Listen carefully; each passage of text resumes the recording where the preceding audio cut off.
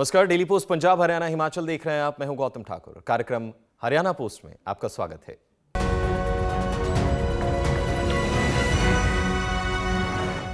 मुख्यमंत्री मनोहर लाल की अगुवाई में चल रही हरियाणा सरकार के शासन के 9 साल जनता के लिए बेमिसाल साबित हुए हैं। सबका साथ, सबका विकास, सबका प्रयास, सबका विश्वास का लक्ष्य लिए हुए मनोहर सरकार जनता के लिए कल्याणकारी काम कर रही है। अब हरियाणा सरकार की ओर से सिटी बस सेवा की शुरुआत पानीपत से की गई। ये बसें पूरी तरह से इलेक्ट्रिक होने के साथ साथ वातानुकूलित यानी कि एयर कंडीशन भी होंगी।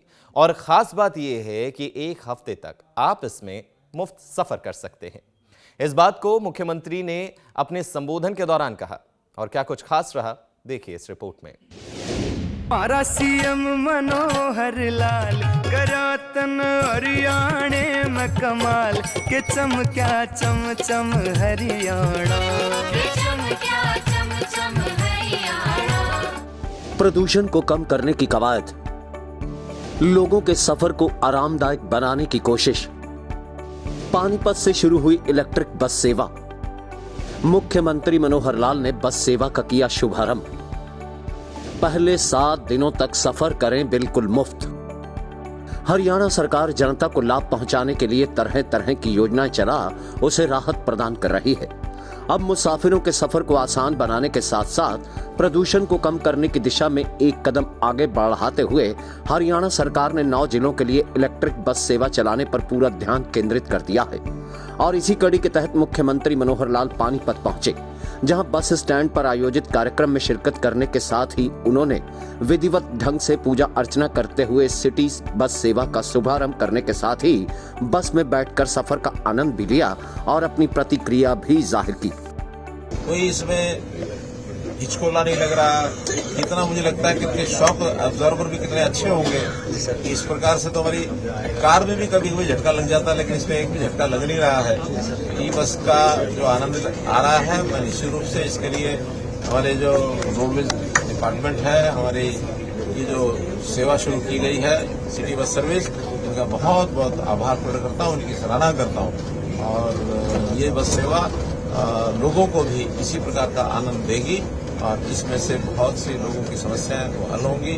उनको बिल्कुल ट्रबल फ्री एक यात्रा करने का जो अवसर मिलेगा। इस राज्य स्तरीय कार्यक्रम के दौरान मुख्यमंत्री ने मंच से संबोधन करते हुए पानीपत के महत्व का भी जिक्र किया और साथ ही शहर को प्रदूषण मुक्त बनाने की कोशिश करने की बात कही और साथ ही इस बात का हवाला भी दिया कि बसों के रूट को बेहतर बनाने के लिए बसों में सफर करने वाले लोगों से राय ली जाएगी और उसके हिसाब से बसों का रूट बनाते हुए उन्हें सुविधा प्रदान की जाएगी। पानीपत से शुरू हुई ई बस सेवा में 1 हफ्ते तक लोग मुफ्त सफर करते हुए अपने सुझाव भी विभाग तक पहुंचा सकते हैं। इस बात को भी मुख्यमंत्री ने कहा। आज पानीपत में जब ये कार्यक्रम हो रहा है तो मुझे याद आ रहा है कि पानीपत ऐतिहासिक चीजों के लिए और एक प्रकार से अपना स्थान प्राप्त करता जा रहा है।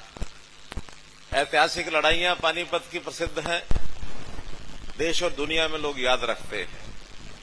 फिर हमने कितने ही कार्यक्रम यहां किए हैं, चाहे वो बेटी बचाओ बेटी पढ़ाओ का अभियान हो, चाहे पानीपत अपने उद्योग नगरी के नाम से जाना जाता हो, चाहे ये इंडस्ट्री और यानी कंबल के नाम से जाना जाता हो, तो कितनी चीजें पानीपत को अपने ऊंचे स्थान पर लेकर के गई हैं। आज इलेक्ट्रिक बसों का शुभारंभ यहां से हो रहा है, इसके नाम से भी पानीपत जाना जाएगा। पानीपत एक और नाम से भी जाना जाता है कि यहां इंडस्ट्री है, इंडस्ट्री का धुआं निकलता है, प्रदूषण बहुत होता है। यानी शहर किसी अच्छी बातों से जाना जाए तब तो अच्छी बात है, लेकिन किसी खराब बात से जाना जाए तो ये अच्छी बात नहीं है। इसी प्रदूषण को कम करने के लिए यहाँ की जितने बसें, चाहे वो डीजल से पेट्रोल से चलती हों या फिर अपनी वाहन व्यवस्था भी प्रदूषण को बढ़ाने वाली है, उसको कैसे कम किया जाए, कैसे उसके ऊपर कंट्रोल किया जाए, इसीलिए आज ये इलेक्ट्रिक की बसें यहाँ चलाई जा रही हैं, जिसमें से प्रदूषण में भी कमी आएगी, ताकि हम प्रदूषण की नगरी ना कहलाएं, हम स्वच्छ हवा, साफ हवा को प्राप्त करने में एक कदम आगे बढ़ा रहे हैं। इस नाते से इस विषय को हम लेकर के चल रहे हैं। जैसा बताया कि आज ये ई बस सर्विस यहां से शुरू हो रही है इससे पहले ऐसी जो ई बसेज हैं हरियाणा के कुछ शहरों में तो चालू हो चुकी हैं, लेकिन वो इस प्रकार से अलग से एजेंसी बना के सिटी बस सर्विस के सामने से नहीं हुई, बल्कि वहां की जो संस्थाएं हैं जीएमडीए, एफएमडीए गुरुग्राम में और फरीदाबाद में वो पहले से चला रहे हैं। मानेसर नगर निगम भी जीएमडीए के अंतर्गत आकर के अपनी बसें चला रहे हैं। तो हमारे जो 11 कारपोरेशन हैं, उन 11 कारपोरेशन में 3 होने के बाद बाकी 8 बचते हैं। आज की ये जो बस सर्विस है, इसमें सभी 8 कारपोरेशन वो सब जुड़ जाएंगे और साथ में रेवाड़ी नगर ये साथ में और जुड़ेगा।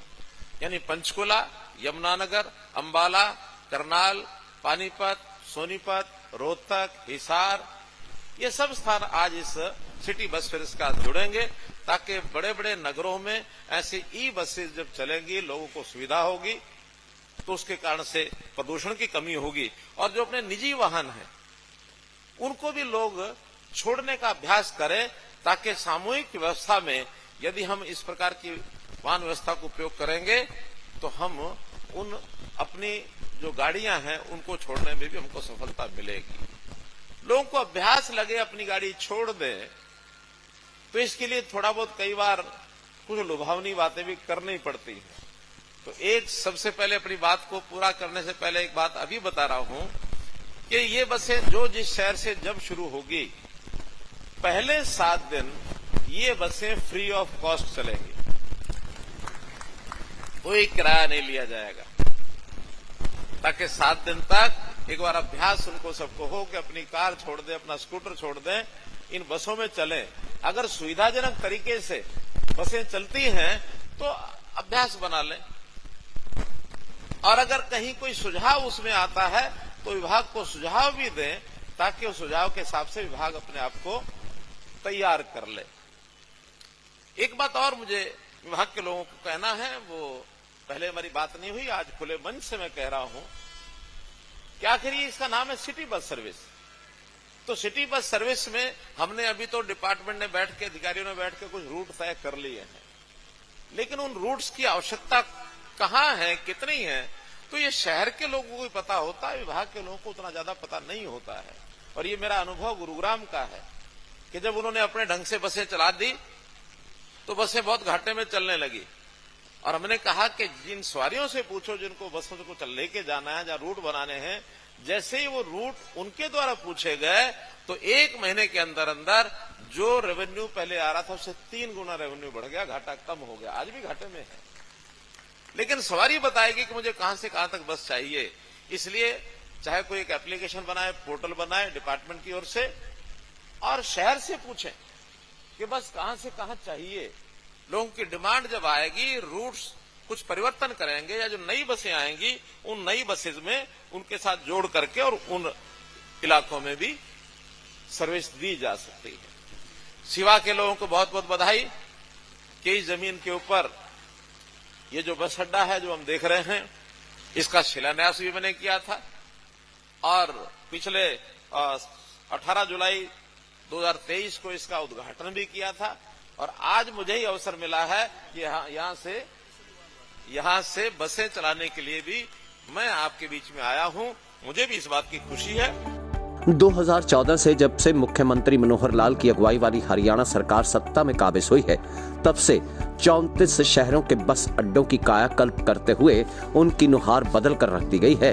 इस बात का हवाला भी मुख्यमंत्री ने अपने संबोधन के दौरान दिया। हरियाणा में जब से हम आए हैं, हमने कुल मिलाकर 34 शहरों में नए बस अड्डे बनाए हैं। मुझे याद है जब परिवहन मंत्री हमारे कृष्ण पवार जी थे, तो पहला बस अड्डे का उद्घाटन हुआ झज्जर का, और झज्जर बस अड्डे का उद्घाटन करने के लिए कृष्ण पवार जी गए। कहने लगे आज की एक विशेष बात। मैंने कहा क्या? कहने लगे बस अड्डे का एस्टीमेट तो बना था 43 करोड़ रुपए का, और बस अड्डा तैयार होकर के और शायद 34 करोड़ में बस अड्डा हो गया। 9 करोड़ रुपया एस्टीमेट से भी कम में वो बस अड्डा बना था।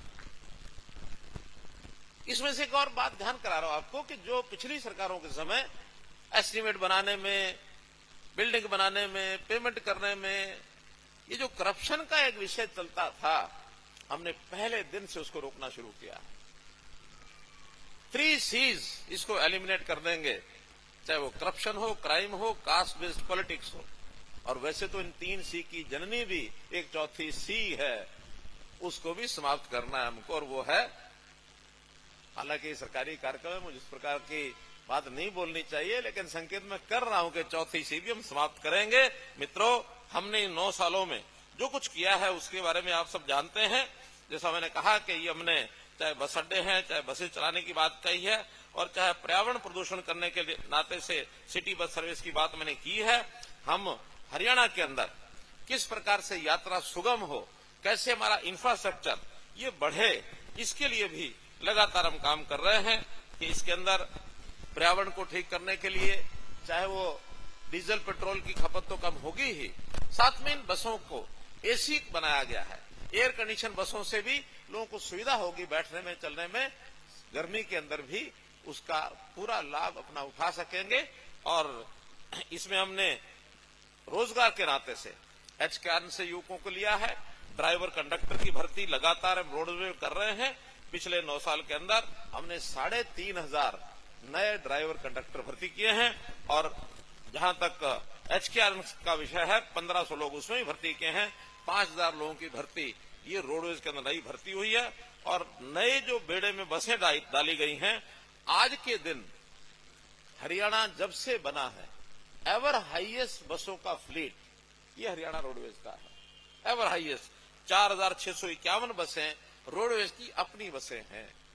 और इसी नाते से जो किलोमीटर स्कीम 562 बसें ये इसके अलावा और चल रही हैं, तो ऐसे 5,000 से ऊपर, और जो इसके अलावा जो हमारी परमिट रूट की बसें हैं वो शायद 1,300 वो भी हैं।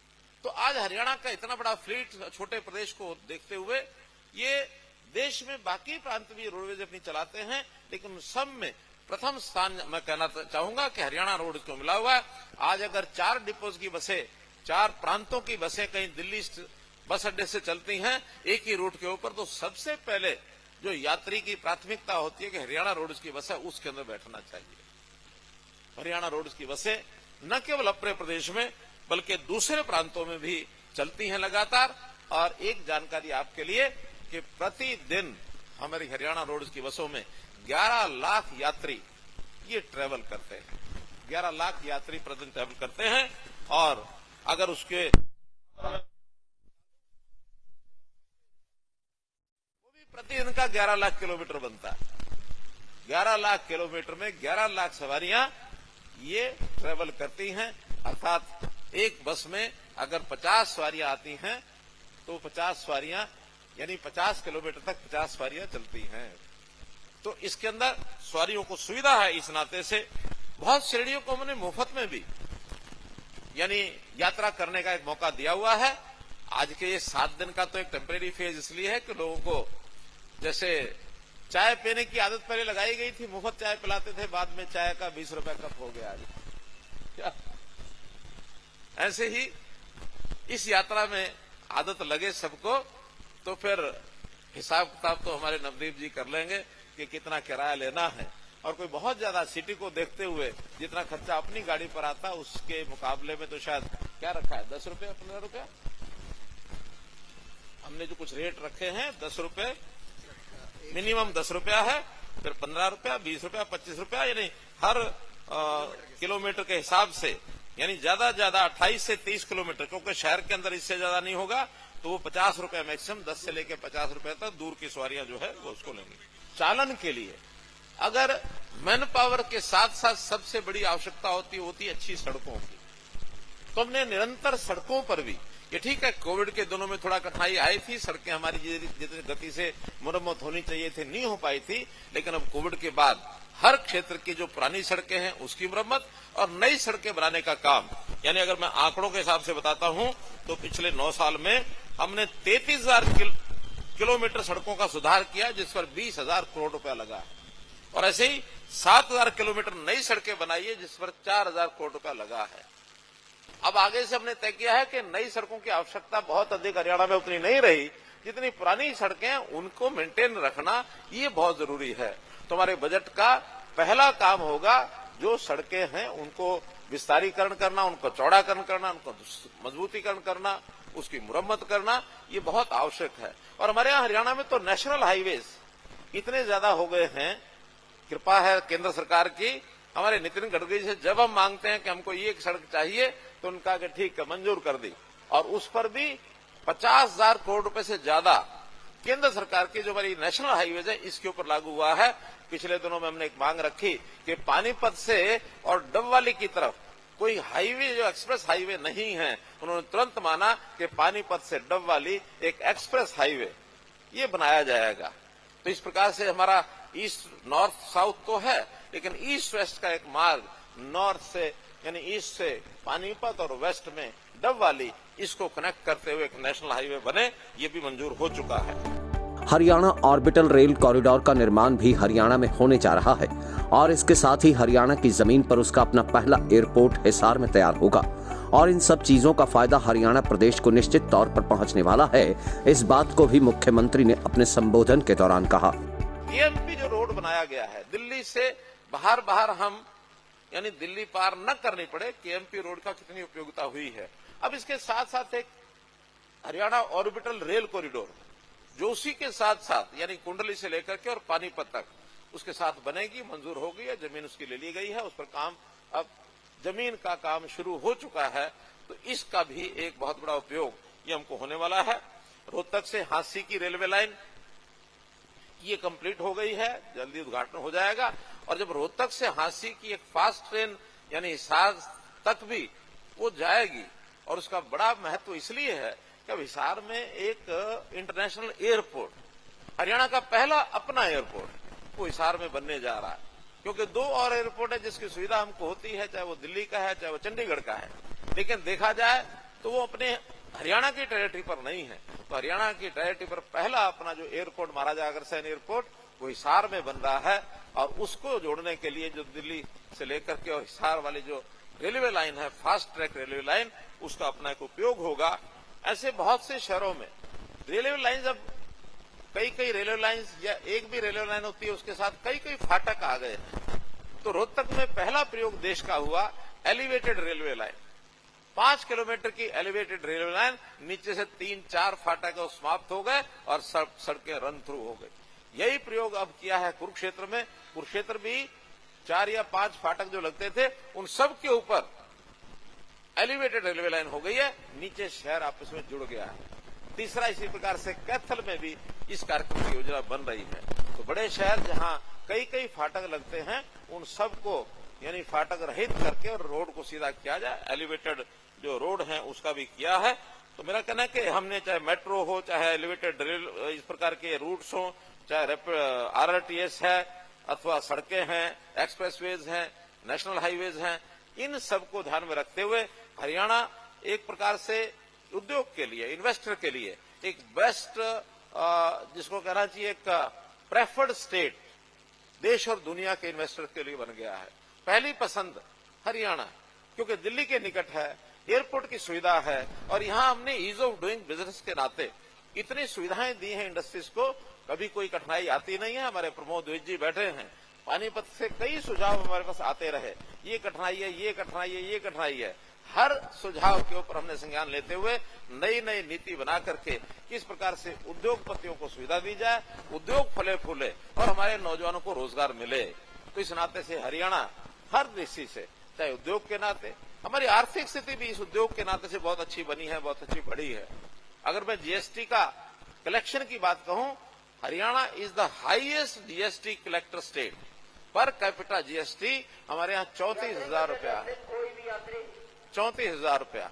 इस प्रकार से पर कैपिटा ये हमारा जीएसटी कलेक्शन है और जो देश में सर्वाधिक है। हमारा सीएम मनोहर लाल करातन हरियाणे में कमाल के चमक्या चम चम हरियाणा।